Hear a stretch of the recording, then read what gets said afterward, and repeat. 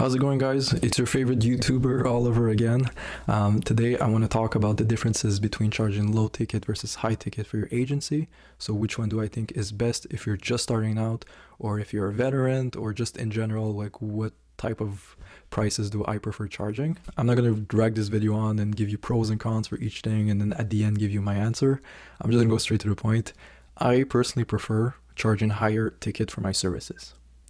The way I do things is very simple.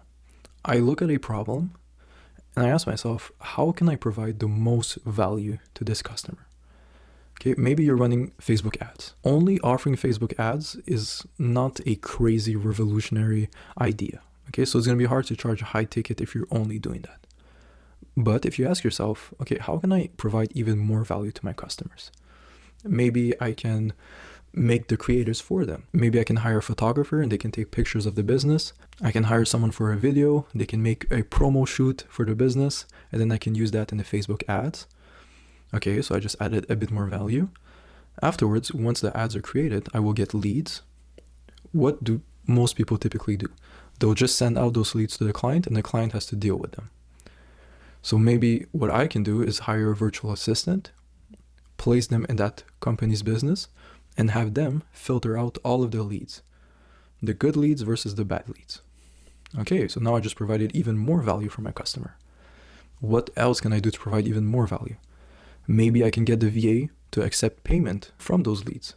Kind of have prepaid booked appointments for whatever service I'm offering. Now, obviously, depending on the niche, this exact frame might be slightly different, but you understand what I'm trying to say.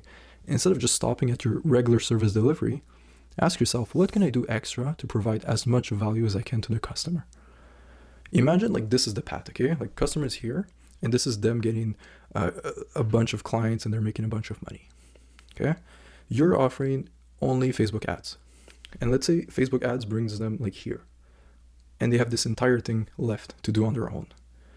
If you're only bringing them here, and the objective is here, you're not going to be able to charge very high prices. But if you provide so much value that you're completely bringing them to the end, and all they have to do is this boop, little bump right here, you can justify a higher price because you're doing this entire thing for them.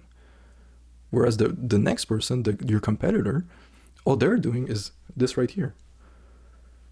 All right? And if you're providing so much value to the client, it is a lot easier for you to justify your higher ticket price. So by charging higher prices, you're able to provide so much more value for your customers because you can use that extra money and hire those additional people that you would need. So in this case, it would be the photographer, the VA, and whatever softwares you might use. Okay? So I prefer doing things that way. But that being said, higher ticket also has its cons. You know, it's not perfect. Like, first of all, the sales process is often enough a lot more complex.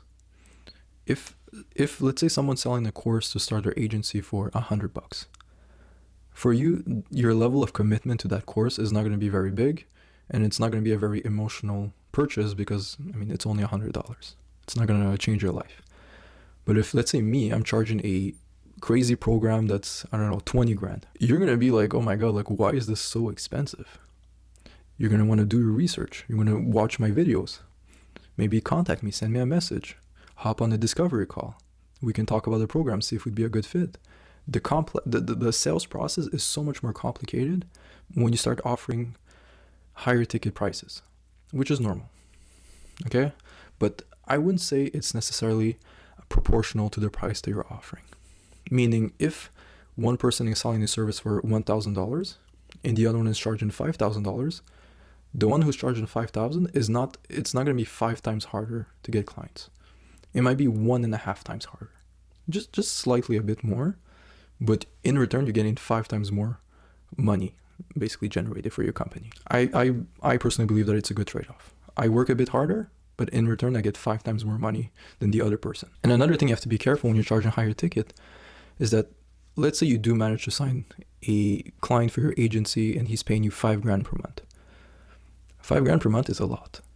The only issue is that you are completely dependent of that person. If next month he decides to drop you, you go from $5,000 to basically no money whatsoever. So in that sense, you do have to be careful because let's say you have 4 clients, you might be making $20,000 per month, which you're balling, you know, but you're also 4 clients away from making $0 per month. So you have to be careful. In an ideal scenario, you would have one service that's very high ticket and another one that's lower ticket.